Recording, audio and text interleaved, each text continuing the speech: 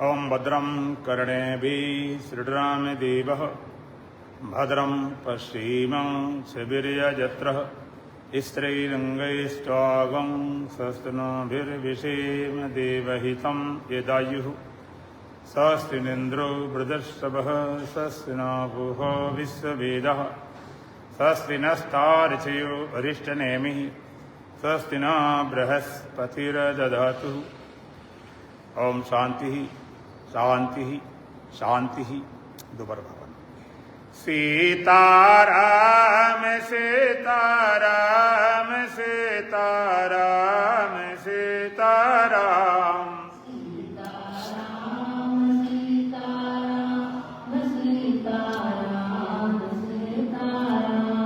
सीताराम सीताराम सीताराम सीताराम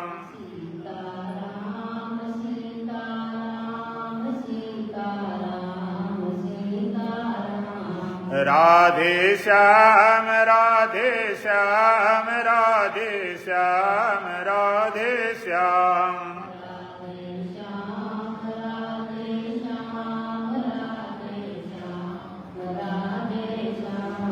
राजा राम राजा राम राजा राम राजा राम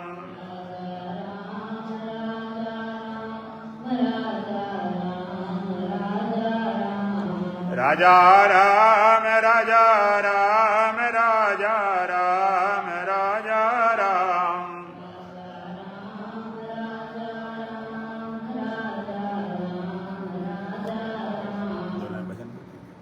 खाली पिंजड़ा पड़ा रह जाएगा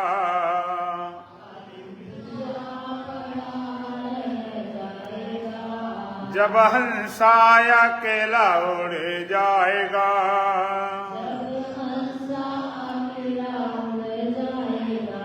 खाली पिंजड़ा पड़ा रह जाएगा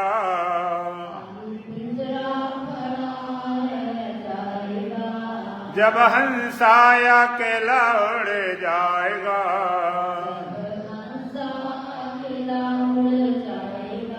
छूटेगी संपत्ति खजाने की सारी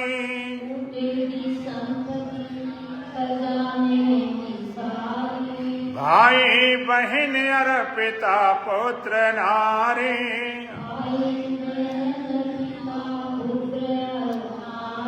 संग प्रेमी नहीं कोई जाएगा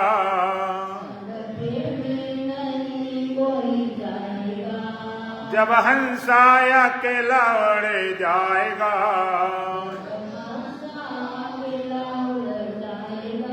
खाली पिंजड़ा पड़ा रह जाएगा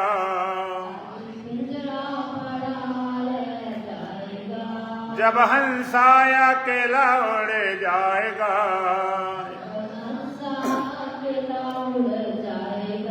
एक दिन तुझे जग से जाना ही होगा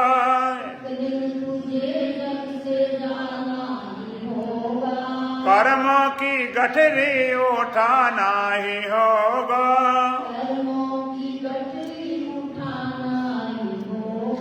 फिर समझ समझ पछताएगा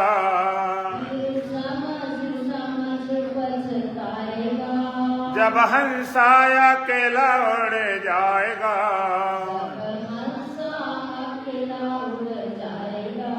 खाली पिंजड़ा पड़ा रह जाएगा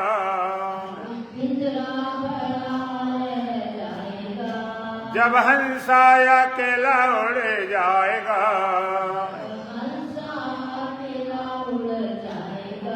माटी के पुतले को क्या तो सजाए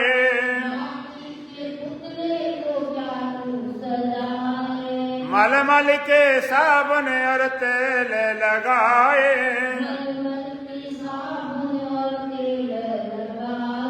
एक क्षण में बिखर सब जाएगा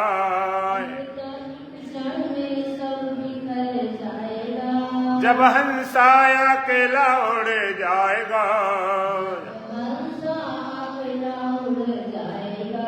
खाली पिंजड़ा पड़ा रह जाएगा। जब हंसा अकेला उड़ जाएगा। रे मन मुसाफिर रहो हर के शरणा।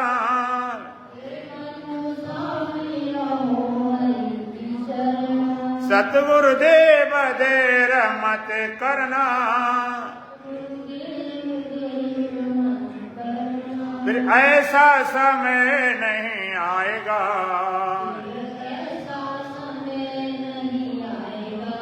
जब हंसा अकेला उड़ जाएगा।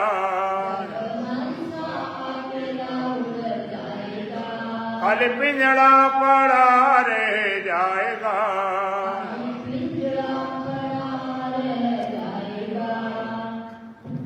कुर्सी को दरवाजे साइड में कर लो, दरवाजे इधर साइड में कर लो। कुर्सी कुर्सी है, दरवाजे सामने में रखो।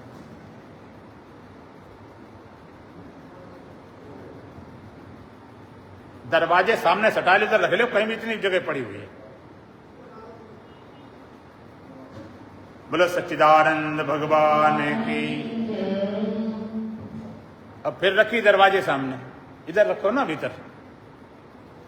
बोलो सच्चिदानंद भगवान की, सतगुरुदेव महाराज की, सत सनातन धर्म की, बोलो बांके बिहारी लाल की।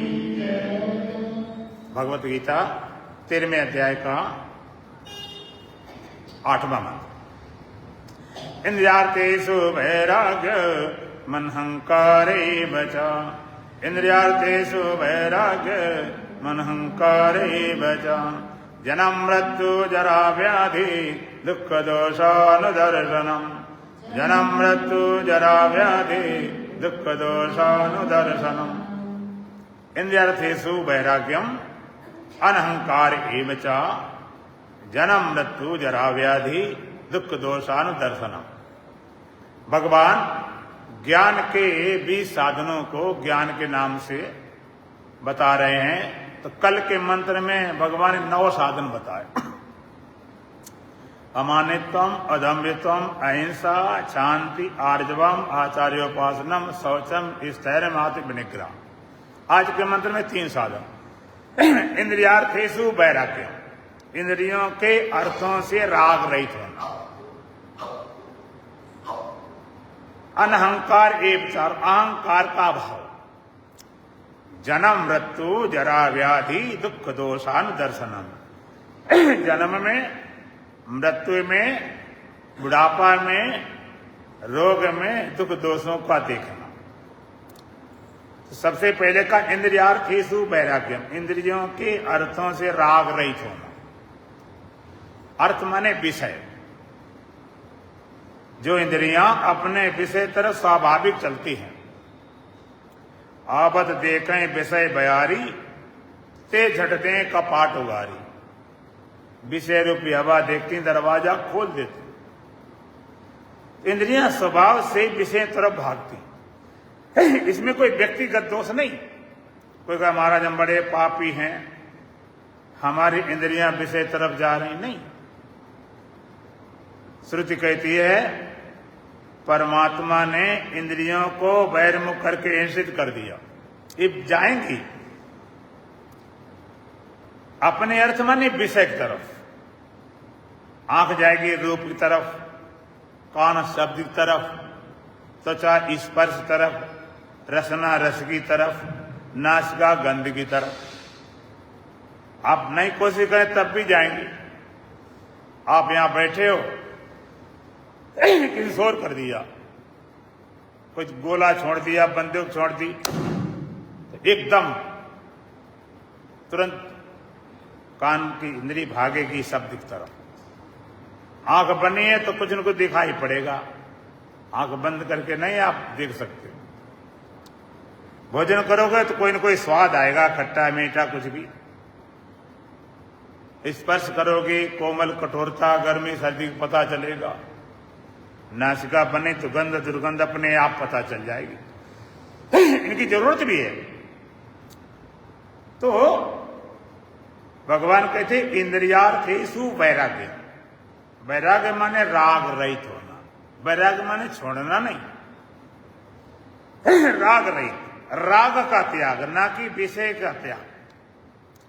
ये 5 ज्ञानेंद्रियां 2 काम करती हैं, एक तो ज्ञानेंद्रियां हैं, एक भोग इंद्रियां हैं।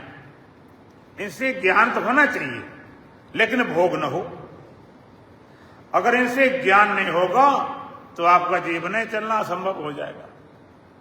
एक व्यक्ति की खाली आंख नहीं होती, आप कहते हो उसका तो आधी दुनिया गई। इनसे ज्ञान तो हो, ज्ञान नहीं होगा तो नहीं बात बनेगी। इनसे दिखाई नहीं पड़ता हो आप कैसे आओगे। जो शास्त्र कहते हैं श्रोतव्यो मनतव्यो निधिध्यास्तव्या, श्रवण करो मनन करो निधिध्यासन करो। काने नहीं काम करेंगे श्रवण कैसे होगा, मन काम नहीं करे तो मनन कैसे होगा, बुद्धि काम नहीं करे निधिध्यासन कैसे होगा। इनसे ज्ञान तो हो लेकिन भोग न हो। ये बड़ी विचित्र बात। श्रुति भी कहती है ईशावास मृदुगं सर्वम यत्किंचित् जगत्यान जगत तेन त्यक्तेन भुंजी था माग्रजा कश्चित् धनम। ये सारा संसार ईश्वर करके व्याप्त है।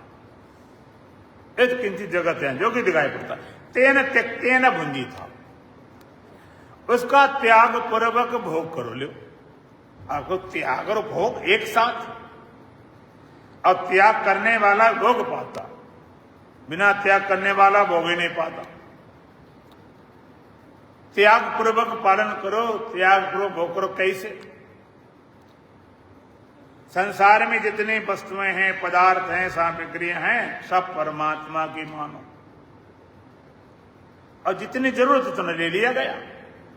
कोई हलवाई है, इतनी मिठाई बनाता है तो सारी खा जाता क्या? और मैंने सुना हलवाई तो और नहीं खा पाते। जितनी जरूरत उतना त्याग पूर्वक। कमरा तुम्हारे 50 रहे हुए तो एक है, वो चाहे अपने मानो, चाहे परमात्मा मानो, चाहे किसी के मानो, तुम्हारे लिए एक ही है।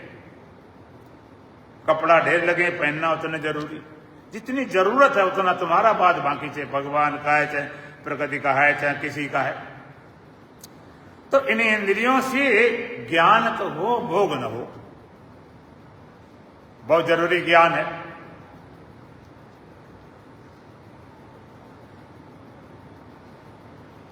अब आप भोजन करते हो, छोटे से काम में कितनी जरूरत इंद्रियों की है। आप भोजन करते हो और बिजली चली जाए, भोजन तुम्हारे सामने है, दिखाई नहीं पड़ता, तो उठाए खाना शुरू तो कर दोगे। अब कभी कभार देख तो ले, चलो मोबाइल चला के सही, क्या चीज है क्या नहीं, कूड़ा करकट क्या है। तो पहले तो आंखें चेक करती हैं, आंखों ने देखा, लाइट जला के, हाँ ठीक, इसमें कोई गड़बड़ी नहीं।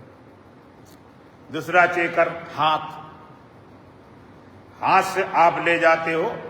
कभी कभी क्या होता है, जो चम्मच खाने वाले ज्यादा होते ना, हमने देखा तो कई लोग खाने की बड़ी विचित्र दशा, चावल खाएंगे तो 2-2 चम्मच लेकर ऐसे से करते हैं।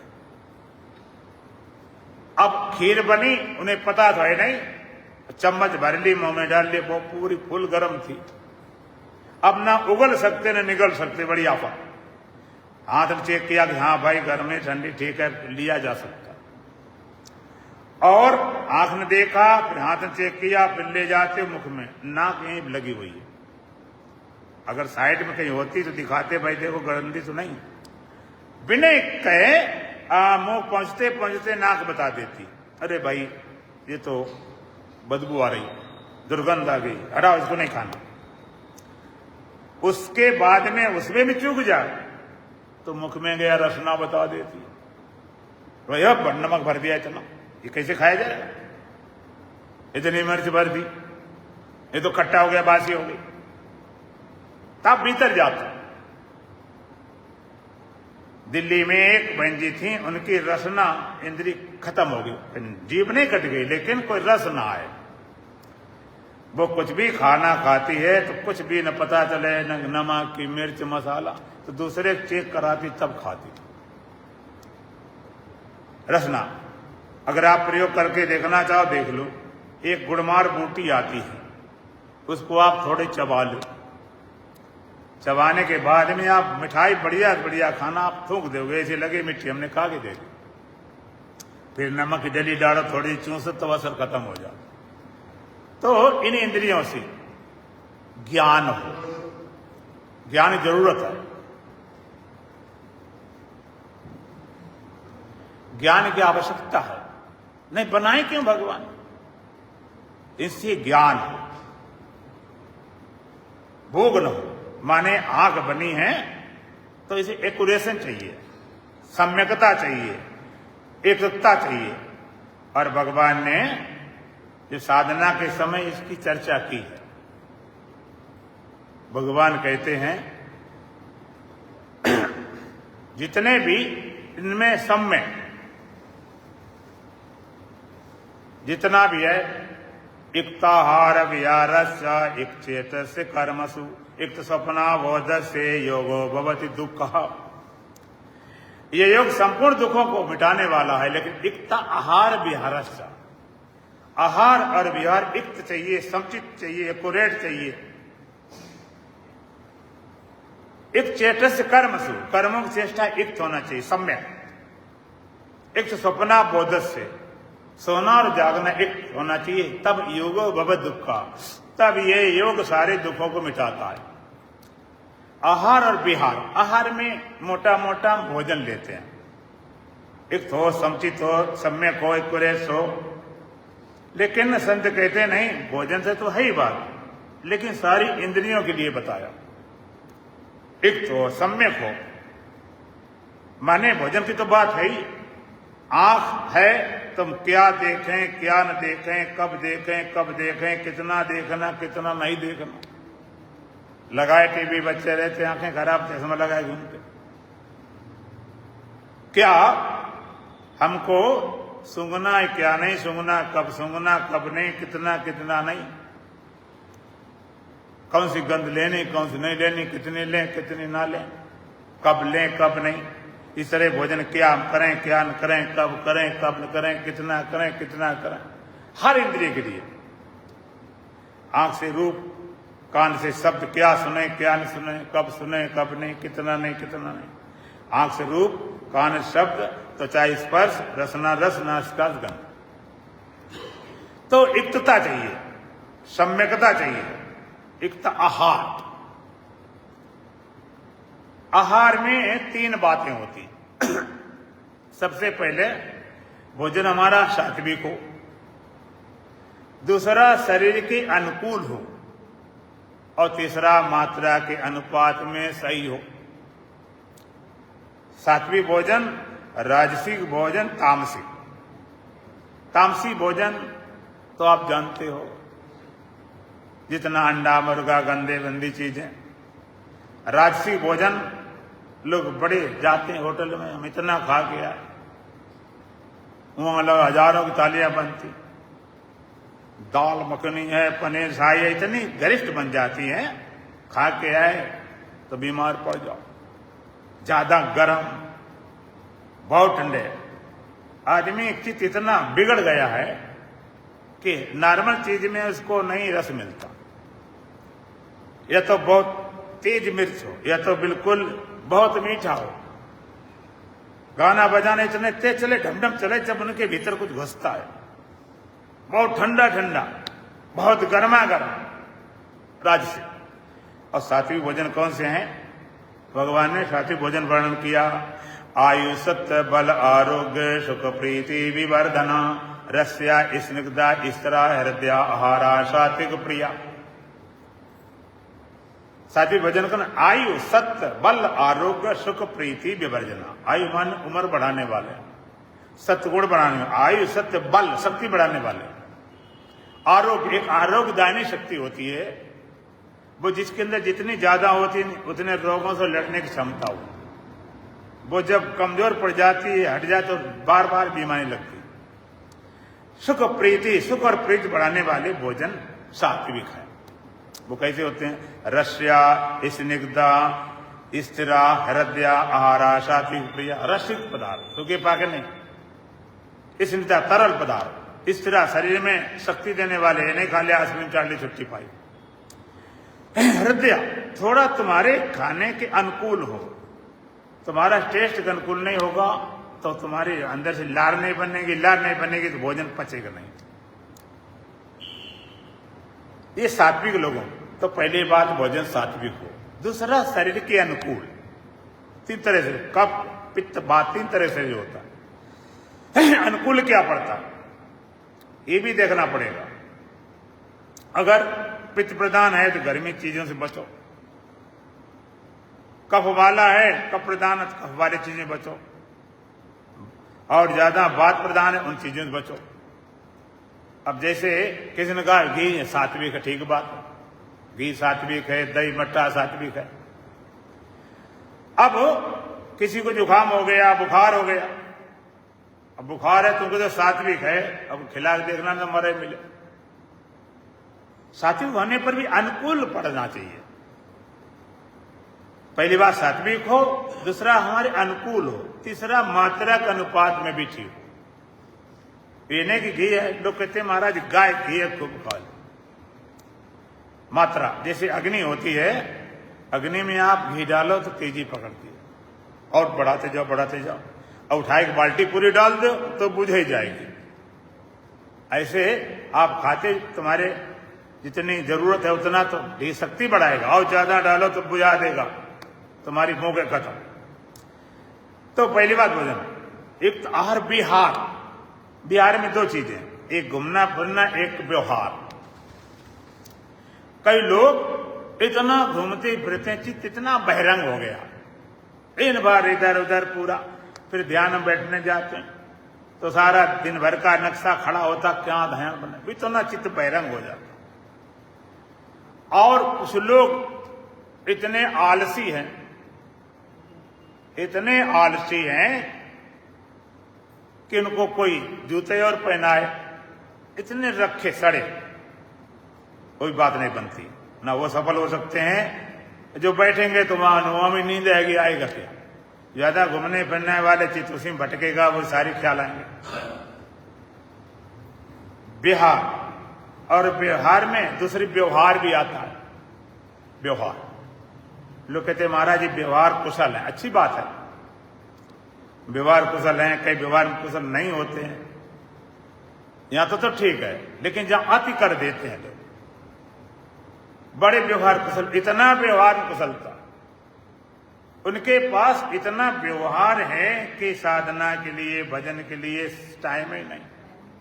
उनसे पूछो क्या करते महाराज, और बड़े हो गए, हमारे पास इतने बुक हैं, आज वहां जाना, उनकी शादी में जाना, उनके मरने में जाना, उनके जीने में जाना, उनकी क्रिया में जाना, उनके फलाने में जाना, पूरा दिन 24 घंटा 300 दिन 12 मास इसी में लगे। इतने काम कर ले, काम जिंदगी इसी में खप जाएगी। इतना व्यवहार फंस गए, अपने लिए टाइम ही नहीं।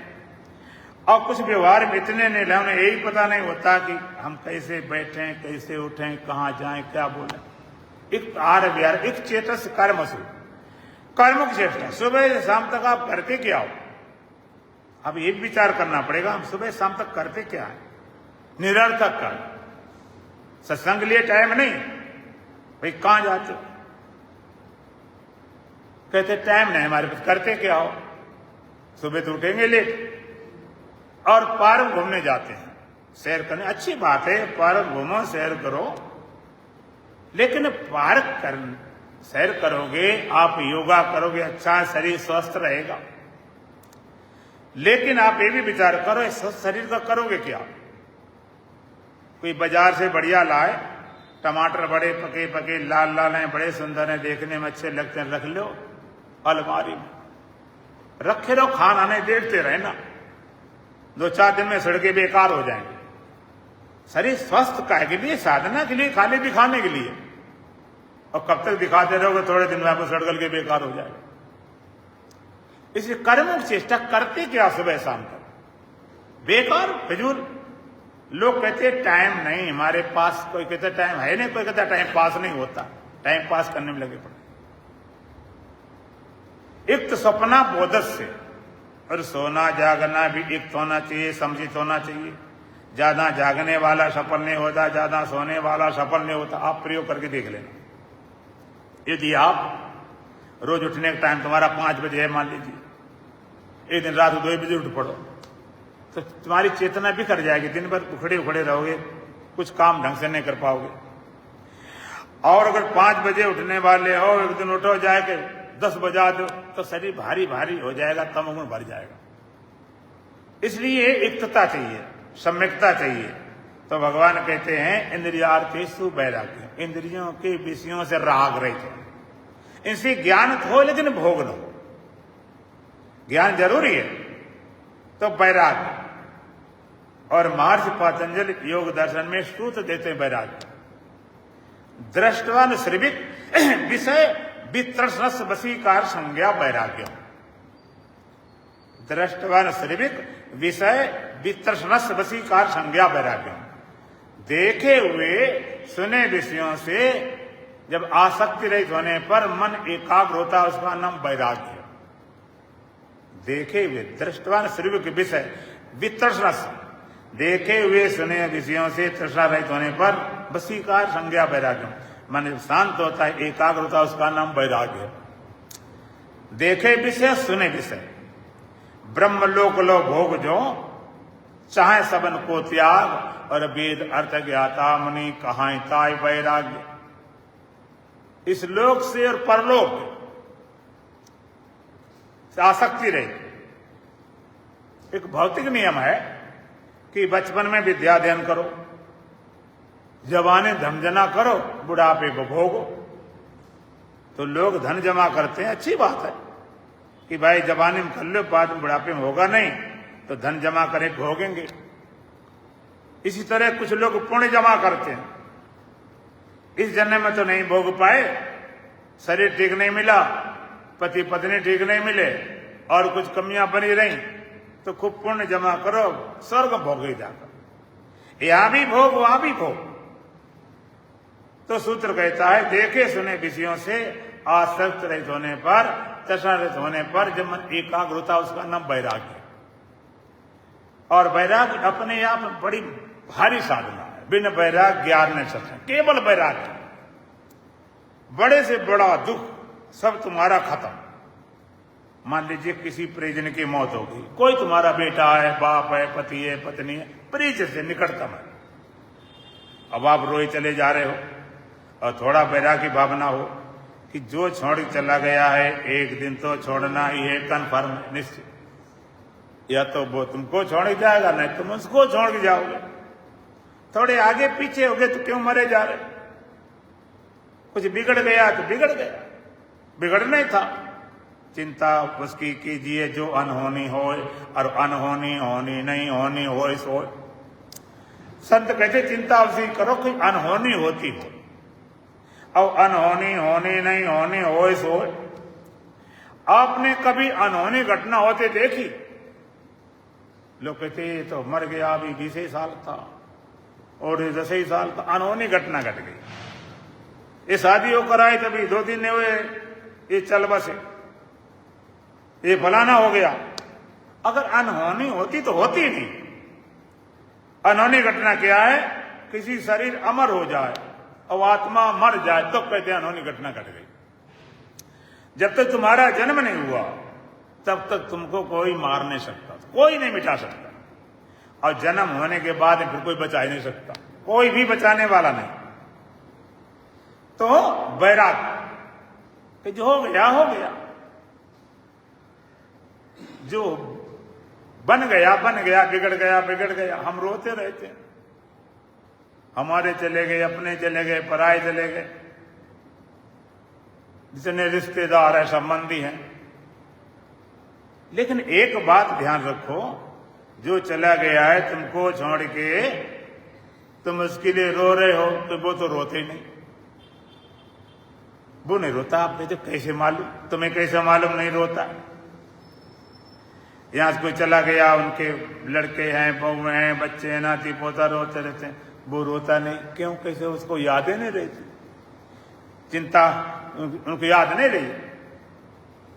रोने के लिए कम से कम याद तो हो कि कौन हमारे थे।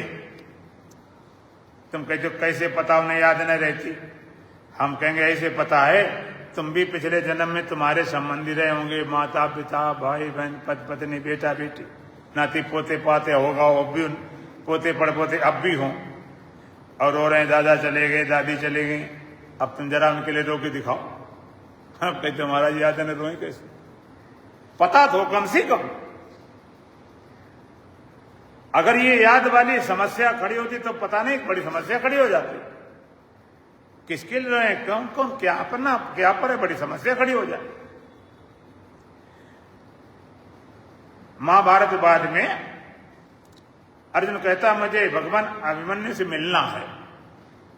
भगवान को चलो मिला देते हैं, स्वर्ग में मिलाए जाकर देख लो मिल लो।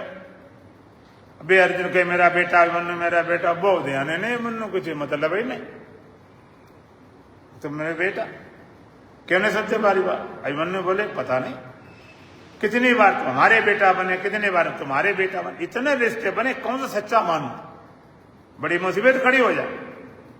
तो बैराग राग रही, यह अपर वैराग्य, एक अपर माने श्रेष्ठ वैराग्य क्या है। तो सूत्र कहता है तत् परम पुरुष ख्यातिर गुण वैतृष्ण। परम वैराग्य पुरुष ख्यातिर, पुरुष ज्ञान होने पर, आत्मा ज्ञान होने पर, स्वरूप ज्ञान होना, गुण वैतृष्णम, तीनों गुणों से आसक्त रहित होना परम वैराग्य। या तो खाली विषयों की आसक्ति छूटना वैराग्य है, और तीनों गुणों से छूट जाना, तीनों गुणों से आसक्ति छूट जाना अर्थात गुणातीत हो जाना, तीनों गुणों से पार कर जाना, गुणातीत हो जाना परम वैराग्य। तीन गुण कौन से होते हैं, उनका प्रभाव क्या है।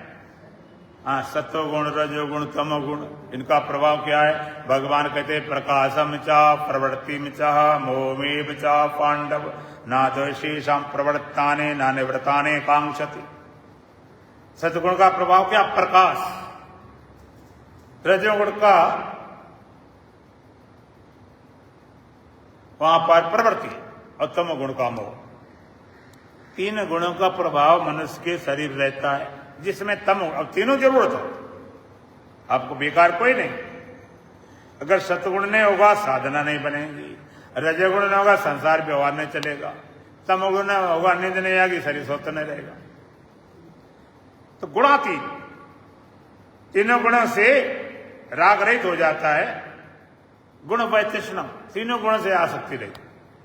देखो जिस समय तमोगुण शरीर पे हावी होता है, आलस, प्रमाद, निद्रा, शरीर लगता है 2-4 कुंटल भारी हो गया हो, कुछ करने की जी न चाहे, न सत्संग में, न सिनेमा में, न शुभ न अशुभ, कुछ करने का मन न चाहे, बेकार पड़े रहे, तमोगुण।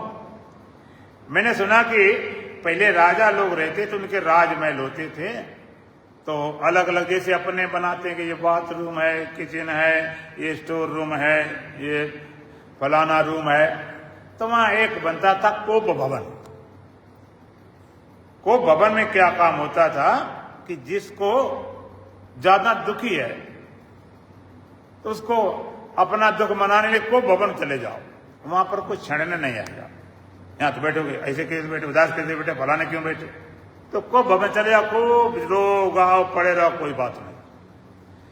तमोगुण को भवन जैसा है, कुछ करने जी न चाहे। कई लोग सोच लेते हैं बड़े ज्ञानी हो गए, नहीं कुछ करने की जी नहीं, तमोगुण हो गया ज्ञानी नहीं हो गया। रजोगुण में प्रवृत्ति जागती है, बिना किए रहते नहीं, बिना किए कुछ न कुछ करेंगे जरूर। उन्हें करने से रोक दिया जाए, बैठा दिया जाए तो हाथ ही लेंगे पैर ही लेंगे, बिना बोले नहीं रुक सकते, बिना बोले रुके नहीं सकते, बोले जाएंगे, बिना किए रह नहीं सकते। शुरू में जो मोबाइल चले थे, हम आश्रम में थे, तो एक ऐसे पंडित जी आए, मोबाइल शुरू थे, ज्यादा वो नहीं था, तो बातचीत चल रही थी हमारी उनकी, हमारा आ गया फोन, हम फोन बात करते रहे, बहुत लंबा फोन था, और पंडित जी बराबर बोलते रहे, बराबर। फोन खत्म हुआ, हमने किससे बात कर रहे, कहते आपसे। हम तो तुमसे बात कर ही नहीं रहे, कहे हम तो आपस से करें। अब पता नहीं क्या बोले जा रहे, कुछ पता ही नहीं। बिना किए नहीं रह सकते। घर में नहीं रह पाएंगे तो दरवाजे पर, दरवाजे नहीं खिड़की से आना अमनस्क लोग, प्रवृत्ति जागती है। रोकना बड़ा कठिन का, कितना रोको ले कुछ कुछ कर बैठे। और सत्गुण जिसमें होता प्रकाश, सत्गुण जिसमें प्रभावित होता है प्रकाश, शांति, शरीर में हल्कापन, जैसे शरीर जैसे उड़ता हो। सत्गुण में शरीर भी जैसे इतना हल्का हो गया, इतनी शांति, इतना आनंद, इतनी मस्ती, इतना हल्कापन। और ऐसे में अगर कोई अगर आरती करने लगा जो वहीं ध्यान लग जाए, कोई पाठ करने लगे उसी में ध्यान लग जाए, सत्संग सुने उसी में ध्यान लग जाए। सत्गुण होता है तो कोई भी साधना, सत्तम संजायते ज्ञान, कोई भी साधना सत्गुण में सफल होती। लेकिन यहां सूत्र क्या कहता है, ना द्वेषी शाम प्रवृत्तानि, इनके प्रवृत्त होने पर द्वेष नहीं करता, ना निवृत्त आकांक्ष, निवृत्त होने पर आकांक्षा नहीं करता। प्रवृत्त हो गए सतगुण रजोगुण तमोगुण, द्वेष नहीं करता। आने तो गुण ही तो है, मेरे से क्या लेना चले। और ये चले गए सतगुण, क्यों चला गया, जाने दो, वो तो जाने वाला है। आना है तो आओ, बुलाएंगे नहीं, जाना है तो जाओ, मनाएंगे नहीं। तीनों गुण प्रभाव परम वैराग्य, परम वैराग्य को प्राप्त करता है। आप कहेंगे ये तो साधना वाली बात हो गई, लेकिन मन को हम हमेशा शांत कैसे रखें, व्यवहार काल में कैसे ठीक रखें? क्योंकि तमाम तरह के लोग मिलते हैं, कभी सुखी मिलते हैं, कभी दुखी मिलते हैं, कभी पुण्यात्मा मिलते हैं, कभी पापी मिलते हैं। इनसे व्यवहार करते हुए मन को मैं कैसे ठीक रखूं? हमेशा समाधि लगा के ध्यान लगा के बैठेंगे नहीं, हमें तो भाई व्यवहार में घर परिवार है, दुकान धंधा सब चलाना है। तो उसमें हम मन को ठीक कैसे रखें? उसके लिए एक सूत्र दिया है महर्षि पतंजलि ने, उसको जरा ध्यान देंगे तो बात समझ में आ जाएगी। सूत्र क्या दिया हुआ है? मैत्री करुणा मुदिता उपेक्षाणाम सुख दुख पुण्या पुण्य विषयाणाम भावना च चित्त प्रसादनम। मैत्री करुणा मुदिता उपेक्षा, सुखी दुखी पुण्यात्मा और पापी, चार तरह लोग होते हैं। कुछ सुखी है, कुछ दुखी है, कोई पुण्यात्मा है और कुछ पापी है। तो इनके प्रति किस तरह व्यवहार करना है? मैत्री, सुखी को देखकर मित्रता की भावना, दुखी को देखकर करुणा दया की भावना, पापी को देखकर उपेक्षा की भावना, पुण्यात्मा को देखकर प्रसन्नता की भावना करने से चित्त हमेशा शांत रहता है। मैत्री, सुखी को देखकर मित्रता की भावना, हम नहीं कहते तुम मित्रता जोड़ो जाकर, लेकिन मित्रता की भावना। लेकिन सबसे बड़ी मुसीबत है कि सुखी को देखकर ईर्ष्या की भावना। इतनी ईर्ष्या लोगों के अंदर भरी पड़ी, देख ही नहीं सकते दूसरे की प्रशंसा सुन नहीं सकते, ना मानेंगे। अगर किसी बुराई करो तो बिना प्रमाण के मान लेंगे, हाँ बिल्कुल ठीक। हम तो पहले जानते ऐसे था, कोई चोरी पकड़ा गया, व्यभिचार पकड़ा गया किसी में, तुरंत आदमी कहेगा हाँ मैं पहले पता था। कोई देने की सच्ची है झूठी, कुछ विचार करें, पूछे, पर कोई मतलब नहीं। अगर कहें व्यक्ति बहुत सज्जन है, बहुत धार्मिक है, आध्यात्मिक, अरे उसके लिए प्रमाण तुम्हें क्या पता, कैसे प्रमाण मानते हो सही है? तो सुखी को देखकर कहते मित्रता की भावना, वहां संबंध में जोड़ा अंदर से। अच्छा आप विचार करो, तुम्हारे अपने लोग, तुम्हारा बेटा है, तुम्हारे रिश्तेदार संबंधी हैं, अगर वो सुखी हो तो देखकर खुशी होती कि नहीं? ईर्ष्या तो दूसरे से होती ना, अपनों वाले ईर्ष्या थोड़े होती, दूसरे ईर्ष्या होती। और अगर अंदर से भावना हो जाए सारे हमारे मित्र हैं, मैत्री भावना, अगर चित्त शांत रखना तो करो, ना तो खूब ईर्ष्या करते रहो, कोई मना थोड़े करता। मैत्री, सुखी को देखकर मित्रता की भावना, और दुखी को देखकर करुणा दया की भावना। कोई दुखी दिखाई पड़े लोग ताने मारते हैं, हाँ इतने दुख जो है ला, उल्टे काम किए होंगे, पाप किए होंगे तभी तो भोग रहा है, अब इन्हें पिछले किए होंगे। कोई भी दुखी नहीं होना चाहता, दया का पात्र है। दया आप करने मत जाओ, अंदर से दया की भावना निकले, दया के अंदर भावना हो। और पुण्यात्मा को देखकर प्रसन्नता की भावना। पुण्यात्मा व्यक्ति है, सुबह उठता है, सत्संग में जाता है, साधना करता है, पूजा पाठ करता है, शुभ कर्म करता है, उसको देख चित्त तुम्हारा प्रसन्न हो जाए। लेकिन अगर तुम नहीं करते हो तो तुम जरूर उसका विरोध करोगे। अरे बेकार है, पाखंड है, क्या दिखा रहा है, बड़े सत्संगी बने घूम रहे। क्योंकि अगर उनको अच्छा मानेंगे तो हमारी फिर कैटेगरी गिरती है, फिर हम कमजोर छोटे हो गए। इसलिए पुण्यात्मा देखकर प्रसन्नता, कितने प्रसन्न हो जाए। अरे भाई हम नहीं सही है तो कर रहे, कितने अच्छे लोग हैं, कैसे लगे पड़े, कितने समय निकाल के सुबह भागते हैं, सारा काम छोड़ छाड़। और पापी को देखकर उपेक्षा की भावना। कोई पापी व्यक्ति दिखाई पड़े तो उपेक्षा, ना तो राग ना द्वेष। अगर तुम राग करने गए, प्रेम करने गए तो कहते तुम भी पियो, लगा देगा तुम्हें, फंसा देगा तुमको, लो फंस गए। और तुमने अगर विरोध किया तो लड़ते फिरो बिना मतलब। क्या करना है, नहीं माने ना सही, विरोध किया तब भी गड़बड़। उपेक्षा करो, मतलब रखो, चित्त हमेशा शांत रखना चाहो। तो ये वैराग्य। तो भगवान कहते इंद्रियार चेसु वैराग्य, इंद्रियों के विषयों से राग रहित होना। विषयों को छोड़ना नहीं, छोड़ सकते नहीं। शरीर जब तक है इंद्रिय में सब खेल चलेगा। अनअहंकार विचार और अहंकार का अभाव। अहंकार, अहम धन आकार बराबर अहंकार। अहम में जब आकार जुड़ते हैं तब वो अहंकार हो जाता है। एक होता शुद्ध मैं होता, आकार जुड़े, मैं आकार जुड़े बुद्धि के, तो मैं ज्ञानी अज्ञानी। मन के जुड़े सुखी दुखी, पुण्यात्मा पापी। इंद्रियां जुड़े देखने वाले, सुनने वाले, करने धरने वाले। और शरीर जुड़ गए तो शरीर से मिलते ही हम बच्चे हैं कि बूढ़े हैं कि जवान हैं कि स्वस्थ हैं कि निरोगी हैं कि रोगी हैं। तो अहंकार का भाव, अहंकार सबसे बड़ी बाधा है। अहंकार, अष्टावक्र महाराज ने भी एक जगह कहा, अहम कर्ता अहम मानम महाकृष्णाय दंसिता नहम करते इति विश्वासम अमृतम पीतवा सुखी। मैं करता हूं, मैं करने वालों, अहम करता अहम मान, ऐसा अहंकार। अहम करता अहम माना महाकृष्णाय दंसिता, मैं करता हूं, मैं करने वालों, ऐसे अहंकार रूपी अत्यंत काले सर से डसा गया। महाकृष्णाय दंसिता, अत्यंत काले सर से डसा गया। काला सर जिसको डस ले फिर पानी नहीं मांगता।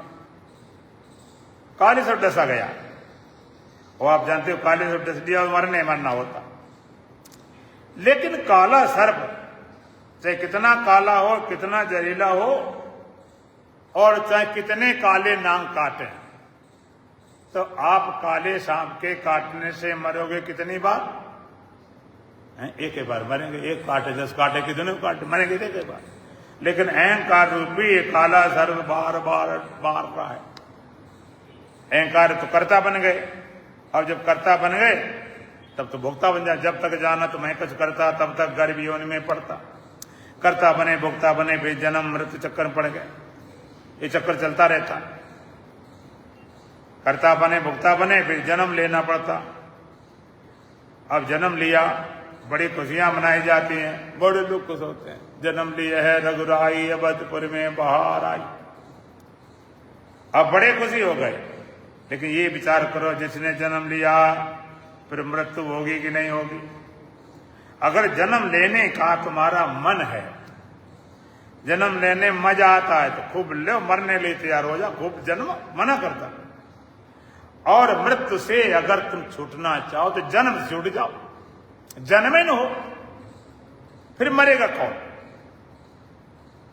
इसलिए हमारे जीवन मुक्त बोलते हैं। जीवन मुक्त माने इस जीवन से मुक्त, इस जन्म से मुक्त, ना दोबारा जन्मे न हो। जो जन्मे नहीं होगा तो मृत्यु नहीं होगी। तो अहंकार बार बार मार रहा है। अहम कर्ता अहम मानम महाकृष्ण सीता, मैं करता हूं, मैं करने वाला हूं, ऐसे अहंकार रूपी अंतर्थ काले सर्व दशा गया। ना हम करते थे, मैं करता नहीं। इति विश्वासम अमृतम पीतवा सुखी भव, मैं करता नहीं हूं, ऐसे विश्वास रूपी अमृत को पीकर सुखी हो जा। मैं करता नहीं। और पूरे गीता में भगवान ने एक ही बात बताई, कर्म छोड़ने तो कहने, कर्म तो करने कहा, युद्ध तक करने का, युद्ध करवाया। भगवान ने अर्जुन से युद्ध भी करवाया, कर्म करने मना नहीं किया गया, तो कर्म को मना नहीं किया गया। लेकिन कर्म करने से जो कर्तापने का भाव था, हम करने वाले, हम करने वाले, इसलिए अहंकार, अहंकार अनअहंकार, अहंकार का भाव, अहंकार ना हो, ये मैं बना होता है, फिर इतने आकार जुड़े अहंकार बन गया। इतने आकार जोड़ लिए, इसलिए अहंकार का मिटना, अहंकार मिटना। जब मैं था तो हरि नहीं, अब हरि है हम ना। प्रेम गली अति साकरी जावे दोन समाए, जब तक तुम्हारे अंदर मैं है तब तक परमात्मा लाखों को दो। अब हरि है हम नहीं, अब परमात्मा मैं गया। एक बार सेठ जी थे, और बड़े सेठ थे, भारी ऑफिस थी, कुर्सी थी बहुत कीमती, जो घूमने वाली कुर्सी बढ़िया सी, पास में और ब्रेंचें पड़ी थी, कुर्सियां पड़ी थी, दोनों तरफ बैठे थे लोग, उनके मित्रगण, और चाय पानी नाश्ता पानी गपशप खूब चल रहा था। वहां से एक संत गुजरे, थोड़ी संत पर श्रद्धा थी सेठ जी को, और मारा थोड़ी चाय सा पी लो। संत जब घुसने लगे तो सेठ तो उठे ही नहीं, सेठ अपनी कुर्सी नहीं उठे, और दोस्तों से कहा कि आ जाओ, थोड़ा खिसक जाओ, महाराज बैठ जाए। जब लोगों ने देखा जी ने उठा, हम क्या उठा, महाराज इनके हमारे यहाँ तो आए नहीं। वो भी थोड़े थोड़े खिसके, जबरदस्ती बिना मन के थोड़ी थोड़ी जगह बनाई। तो संत ने देखा, संत पहले, सबसे पहले संत देखते हैं बैठने के स्थान से ही होना चाहिए, उसके बाद में तो और चीजें, खाना पीना दान दक्षिणा बाद की बात। जगह ठीक नहीं तो नहीं। तो देखा संत ने कि बुला तो रहा है, लेकिन इससे श्रद्धा पूरी नहीं, फॉर्मेलिटी पूरी कर रहा है सामने। तो संत बोले कोई नहीं सेठ जी, अभी थोड़ी जल्दी में है, फिर कभी आऊंगा। इसी तरह से भगवान तुम्हारे अंदर से प्रकट होना चाहते हैं, लेकिन इस ऑफिस में अहंकार रूपी सेठ बैठा हुआ, सबसे ऊंची कुर्सी कौन सी, हृदय वाली, हृदय वाली कुर्सी पर अहंकार रूपी सेठ बैठा हुआ, और दोस्त हैं इंद्रियां, आंख है, नाक है, कान है, रसना है, हाथ पैर, सारी इंद्रियां, सारे गपशप चल रहा, सारे भोग विषय चल रहे। परमात्मा आना चाहता है, लेकिन अहंकार रूपी से हृदय रूपी कर जमाए बैठा कब्जा। भगवान कहते आ जाओ, नंबर 2 की जगह देखता, अपना नहीं उठता। सेठ खुद नहीं उठते थे, नंबर 2 की जगह दे रहे थे, आओ बैठ जाओ ब्रेंच पर, कुर्सी पर। और संत कहते मैं बैठूंगा उसी कुर्सी जहां तू बैठा, नंबर 2 की जगह पसंद नहीं। जब संत को पसंद नहीं, भगवान पसंद कैसे हो जाए। भगवान आना चाहते, तुम कहते आ जाओ भगवान, मेरी आंख में बैठे तुम्हारा रूप देख लो, तुम्हारा कान में बैठे तो नाद सुन लो, और जगह आ जाओ। भगवान कहते नहीं नहीं, नंबर 2 की पसंद नहीं जगह, मैं आऊंगा तो वहीं आऊंगा जहां तू बैठा हुआ। संत बैठेंगे उसी कुर्सी पर जहां पर सेठ जी बैठे हुए, नंबर 2 की जगह नहीं बैठ सकते। तो भगवान भी आएंगे उसी कुर्सी पर जहां तुम्हारा हृदय रूपी कुर्सी पर मैं रूपी सेठ बैठा हुआ, उसी जगह, नंबर 2 की जगह पसंद नहीं। जब मैं था तो हरि नहीं, अब हरि है हम ना। और सेठ जी कहते नहीं नहीं, यहां तो मैं ठीक हूं, आ जाओ, माने मेरे घराने की शोभा बन जाओ।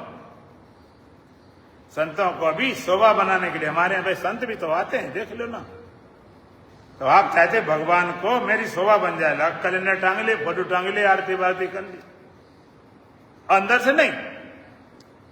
तो तो जैसे बिना सेठ के संत नहीं बैठ सकते, इसलिए तुम्हारा बिना मैं के मिटे परमात्मा कभी अंदर प्रकट ही नहीं होता। अब जरा विचार करो, तुम भगवान को नंबर 2 की जगह देना चाहते हो। नंबर 1 की जगह क्या है? तुम्हारा हृदय। और नंबर 2 की जगह इंद्रिया, मन आदि। अच्छा, नंबर 2 की जगह जो आएगा वो कैसा होगा? भगवान बोलो, नंबर 2 का होगा ना। तो भगवान नंबर 1 वाले चाहिए कि नंबर 2 वाले चाहिए? नंबर 1 प्रथम पुरुष, फर्स्ट पर्सन, उत्तम पुरुष में मैं होता। प्रथम पुरुष में, उत्तम पुरुष में, फर्स्ट पर्सन मैं होता। सेकंड पर्सन मध्यम पुरुष में तू होता। थर्ड पर्सन अन्य पुरुष में वह होता। भगवान के थर्ड तो किसी को मिला ही नहीं, हुआ भगवान ऐसा तो कभी जिंदगी में मिला ही नहीं। सेकंड पर्सन वाला, मध्यम पुरुष वाला तू भगवान, तू भगवान। भगवान कहते मुझे तू करके बुला, शर्म नहीं लगती? तू करके कुत्ते बुलाए जाते हैं, मुझे तू की जगह देख रहा। भगवान कहता ना तो हुआ करके मिलूंगा, ना तो तू करके मिलूंगा। जब भी मिलूंगा तो तब मैं करके मिलूंगा। इसे जिसने परमात्मा जाना है तो ना कहा वह ब्रह्म है, न तो कहा तू ब्रह्म है। क्या बोला? अहम ब्रह्मास्मि। आपने कभी भागवत सुनी पढ़ी हो तो भागवत सुनने के बाद में राजा परीक्षित क्या बोले थे? अहम ब्रह्म परम धामम ब्रह्माहम परमम पदम। मैं ब्रह्म हूं, परम धाम हूं और परम पद है सोहम अस्मि। क्या भागवतकार ऐसा कोई है जिसने परीक्षित को ये ज्ञान दे दिया हो? परीक्षित इस ज्ञान को उपलब्ध हो गया हो? परीक्षित क्या कराएगा? पहले खुद ही तो बोले। ऐसी कथाएं चलती रहती, कुछ नहीं बनने वाला। जिसने परमात्मा पाया मैं रूप से, अहम रूप से, अब बना रहे। तुम्हारा मैं नंबर 2 का बना रहे, कोई फर्क नहीं पड़ता, लेकिन नंबर 1 जगह। अच्छा, दूसरी समस्या हो रही है, प्रेम गढ़ियति सांकरी झाम है दोनों समान। इतनी बड़ी कुर्सी नहीं, सेठ बैठ जाए, संत बैठ जाए। हृदय वाली कुर्सी ऐसी नहीं कि तुम्हारा मैं भी बना रहे, परमात्मा मैं भी आ जा, सो नहीं। जब मैं था तो हरि नहीं, अब हरि है हम ना। अब परमात्मा मेरा मैं गया। प्रेम गढ़ियति सांकरी जामन दो समा, 2 का स्थान नहीं। इसलिए जिसने परमात्मा पाया, न तो कहा तू ब्रह्म है, न तो कहा वो ब्रह्म है, मैं ब्रह्म। ये हम गया, ये मैं गया, ये मैं मिटा।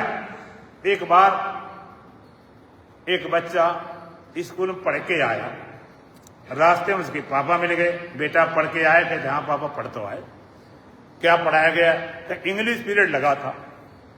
तो बेटा क्या पढ़ाया गया? तो माई हेड का अर्थ बताया गया था। याद कर लगे? हाँ बिल्कुल याद है। बता बेटा क्या है? कहता माई हेड माने मास्टर साहब का सर। कि मास्टर बोला होगा माई हेड मैंने मेरा सर, माई हेड मैंने मेरा सर। समझ गए पागल के? माई हेड माने मास्टर सर थोड़े होता। पापा किसका होता? बेटा माई हेड माने मेरा सर, माई हेड माने मेरा सर। कहते अब नहीं भूलूंगा।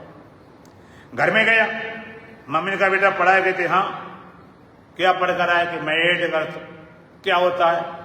मार खा चुका था। माई हेड माने पापा का सर। उसने तमाशे पागल कहेंगे, माई हेड माने मेरा सर। बच्चा रोता जाता। कहते मार क्यों रही है? चलो माई हेड माने मम्मी के सर से मार क्यों रही है? मास्टर कहे मास्टर सर, पापा आ गए पापा, मम्मी कहे तो मम्मी का सर, और बेटा कहे तो किसका? बोलो। उन्हें गुरुजी ने कहा हम ब्रह्मास्मि, और चेला सब गुरुजी तो ब्रह्म है, तुम बने रहो जीव ऐसा। इसलिए हमारे यहाँ पर शिष्य बनाए नहीं जाते, गुरु बनाए छोड़ते, पूर्णता प्राप्त करते। जिसने पाया परमात्मा उसने यही कहा अहम ब्रह्मास्मि, जिसे राजा परीक्षित बोले थे। इसी तरह से जिसने जाना उसने मैं रूप से, ये तुम्हारा मैं गया। तो भगवान ने कहा इंद्रियार्थेषु वैराग्यम, अनहंकार अहंकार का भाव, जन्म मृत्यु जरा व्याधि दुख दोषान दर्शन। जन्म दुख रूप है, मृत्यु दुख रूप है, बुढ़ापा दुख रूप है, बीमारी दुख रूप। इनको देखना, इनको नहीं देखते हैं। हम तो ऊपर चिपके रहते हैं, हम तो बड़े सुंदर हैं, हम तो बड़े गोरे हैं, हम तो बड़े ताकत वाले। अंदर देखो क्या है।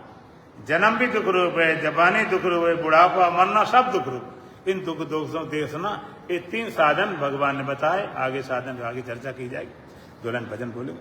बोलो सच्चिदानंद भगवान की। हम तो हमारे मस्ती में झूमते चले हैं।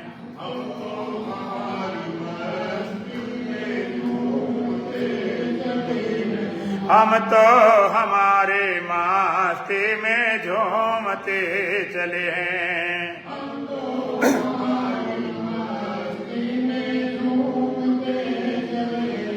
आदाब कर लिया है जो राह में मिले हैं।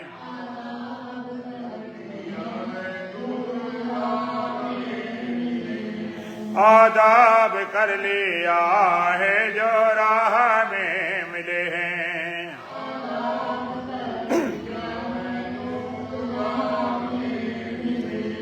हो चाहे जैसा मौका खाएंगे नहीं धोखा।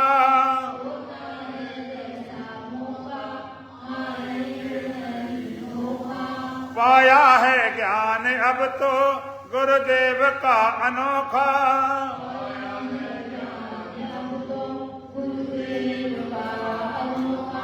जो डूबते हैं डूबे हम तो तैरते चले हैं।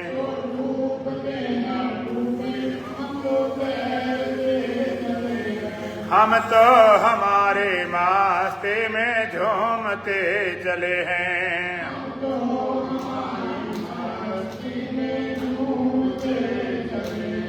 आदाब कर लिया है जो राह में मिले हैं।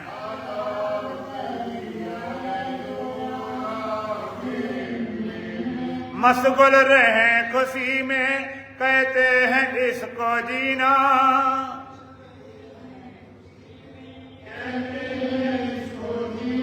ये मौत क्या बला है हमने न पता चीना।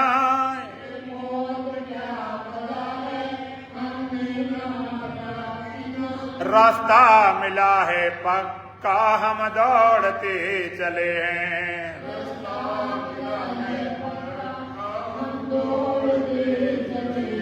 हम तो हमारे मस्ती में झूमते चले हैं।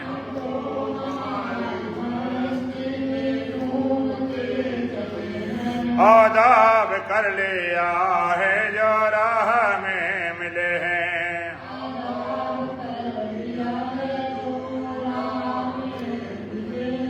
दर दर की खाक छानी पहले हुई हैरानी।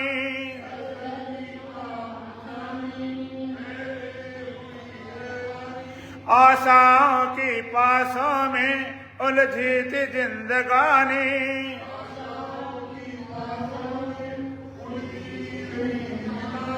अब तो खुद ही को पैरों से रांधते चले हैं।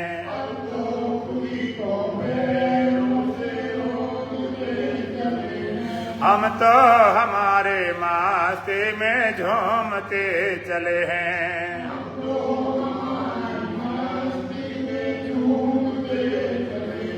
आदाब कर लिया है जो राह में मिले हैं।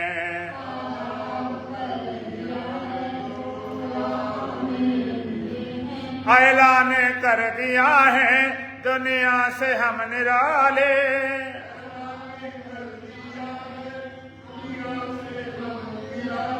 शक हो किसी को चाहे वो हमको आजमा ले।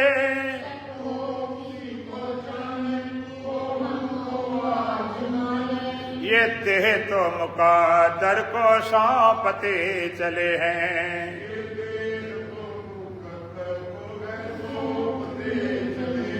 हम तो हमारे मस्ती में झूमते चले हैं।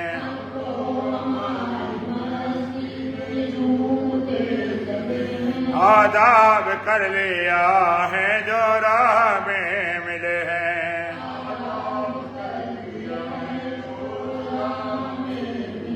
ओम पूर्णमदः पूर्णमिदं पूर्णात् पूर्णमुदच्यते पूर्णस्य पूर्णमादाय पूर्णमेवावशिष्यते। ओम शांति शांति शांति। बोलो सच्चिदानंद भगवान की। सतगुरुदेव महाराज की, सत सनातन धर्म की, बोल बांके बिहारी लाल की, आज के आनंद की।